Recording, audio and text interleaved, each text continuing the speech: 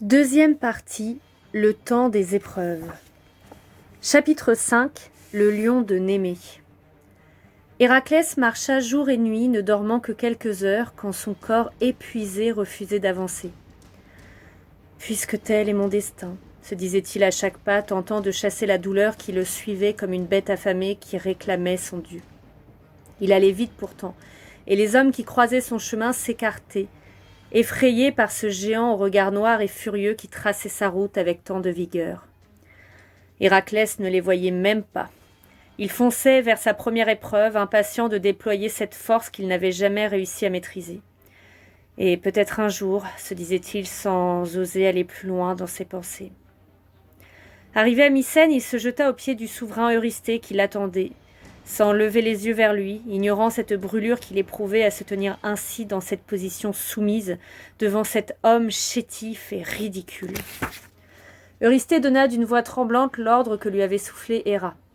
« Il y a dans les montagnes visibles au loin, depuis la citadelle d'Argos, un lion qui dévore les troupeaux de mes bergers.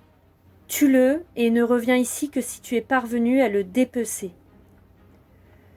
Je reviendrai, » affirma Héraclès sans faillir, et il reprit la route vers Argos. « Un lion, se dit-il rassuré, je serai de retour dès ce soir. » Ce qu'il ne savait pas encore, c'est que le lion était un monstre, frère du sphinx de Thèbes, né sur la lune où les bêtes sont 15 fois plus grandes que sur terre. Or, la lune, dans un terrible frisson et sur l'initiative d'Héra, l'avait fait tomber sur le mont Apésas. Elle voulait qu'il ravage la région et qu'Héraclès l'affronte. Sa peau ne pouvait être entamée par aucun tranchant, qu'il fût de pierre ou de fer. Héraclès l'ignorait. Héra se préparait au spectacle qu'elle avait tant appelé de ses vœux. Tandis qu'il allait sur les chemins, mains et tête nues, sans autre arme que sa force qui lui avait joué tant de tours depuis sa naissance, certains dieux de l'Olympe, les enfants de Zeus, ses frères et sœurs qu'il ne connaissait pas, décidèrent de lui apporter leur aide. Peut-être Zeus avait-il parlé en sa faveur. Posées au travers du chemin, elles manquèrent de le faire tomber. Des armes magnifiques, ciselées et incrustées de pierres précieuses au milieu d'un chemin de terre. Il s'arrêta net, stupéfait, se retourna sur lui-même, cherchant des yeux les hommes à qui elles devaient appartenir. Il y avait là une épée, un arc et des flèches et une cuirasse d'or. Il les observa longuement et, sans se l'expliquer, comprit qu'elles étaient pour lui, s'en empara et poursuivit sa route. Sur l'Olympe, Hermès, Apollon et Athéna souriaient d'un air satisfait. En 3 heures, il atteignit la forêt où sévissait le monstre depuis plusieurs années, dévastant récoltes et troupeaux. Sur son chemin, il avait croisé des bergers auprès desquels il avait cherché à obtenir des informations sur la bête. À chaque fois, tandis qu'il l'écoutait, les bergers avaient froncé les sourcils, l'exhortant à renoncer à ce combat inégal. « Tu y laisseras ta peau, étranger. Retourne d'où tu viens. Cet animal est un fléau, une punition divine. Personne ne peut l'abattre. Crois-nous, on a tout essayé. » Chaque fois, Héraclès se contentait de hausser les épaules et poursuivait sa route. Et soudain, il le vit. Et ce n'était pas tant sa taille prodigieuse, son pelage flamboyant et sa crinière de feu qui impressionnèrent le héros, que ses muscles puissants et la vélocité de sa course. Héraclès siffla entre ses dents. L'animal stoppa net, se retourna, leurs regards se croisèrent. Il avait de petits yeux brillants, cruels et arrogants. Ils se toisèrent un moment, face à face, immobiles, et puis le lion frémit et s'approcha nonchalamment d'Héraclès, comme pour mesurer la détermination de son adversaire, ou sa peur. Héraclès sentit sa gorge se serrer. Lentement, il se saisit d'une flèche, tendit son arc vers la bête monstrueuse qui ne bougea pas, continuant à le défier du regard avec un air tranquille qui inaugurait rien de bon. La flèche l'atteignit à l'épaule, mais elle se contenta de rebondir sur sa peau, se brisant net, tombant sur le sol comme une petite brindille que le vent aurait apportée là. Héraclès, surpris, recula d'un pas. Le lion avançait vers lui et semblait prêt à lui sauter à la gorge. Il rugit brusquement, gueule ouverte, découvrant des crocs gigantesques et menaçants. « Il va me mettre en morceaux !» songea Héraclès tétanisé. Mais le lion se détourna de lui avec la même nonchalance qu'il avait mise à s'approcher. Il ne devait pas avoir faim. C'était juste un avertissement. Héraclès passa sa première nuit dans les bois, les yeux grands ouverts.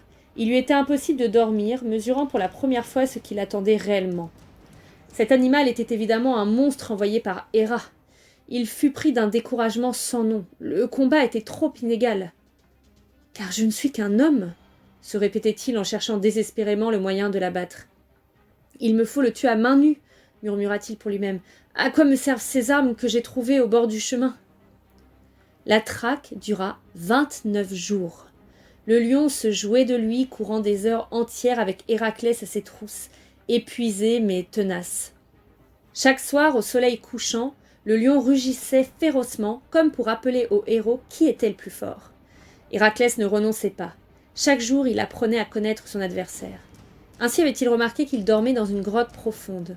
C'est là qu'il décida de le coincer pour éviter cette course qui n'en finissait pas. Et puisque ses flèches ne pourraient pas l'atteindre, patiemment il se construisit une massue avec le bois d'un olivier sauvage. Quand son arme fut prête, un matin à l'aube, il se glissa doucement dans l'antre du monstre qui dormait encore profondément. Héraclès avait cru pouvoir le surprendre dans son sommeil.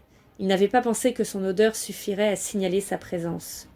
Le lion rugit avant même de voir son adversaire.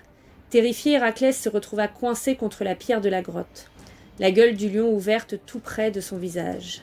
Serrant sa massue de toutes ses forces, il frappa un grand coup, si fort que le lion tituba un instant, pas assez pour qu'il s'effondre, mais suffisamment pour permettre à Héraclès de se glisser derrière lui. Alors, il sauta sur la bête pour la plaquer au sol. Le lion, furieux, se débattait avec une force incroyable, tentant de mordre vainement son adversaire qui s'était mis à serrer sa gorge à la force de ses bras. La lutte dura de longues minutes. Dans un dernier effort, le lion sauta sur Héraclès pour le jeter au sol. De la pointe du pied, le héros se redressa. Il n'avait pas lâché prise, écoutant le râle de la bête devenir de plus en plus faible, serrant de plus en plus fort. Ses muscles douloureux semblaient éclater sous sa peau, et alors qu'il sentait ses forces défaillir, la bête, brusquement, s'écroula. Le lion de Némée était mort. Héraclès, épuisé, s'endormit profondément. Il ne se réveilla que quelques heures plus tard et fut envahi par un sentiment d'intense découragement. Car il n'en avait pas fini. Comment rapporter cette peau que rien ne pouvait trancher à son cousin Eurysthée ?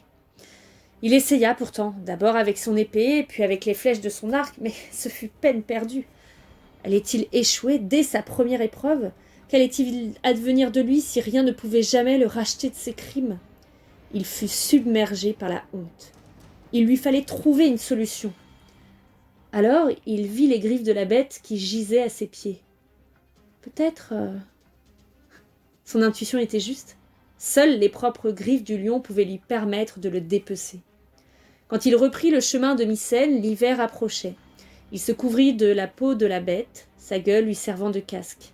Après ces mois passés dans les bois, il avait l'air d'un sauvage plus que d'un être humain.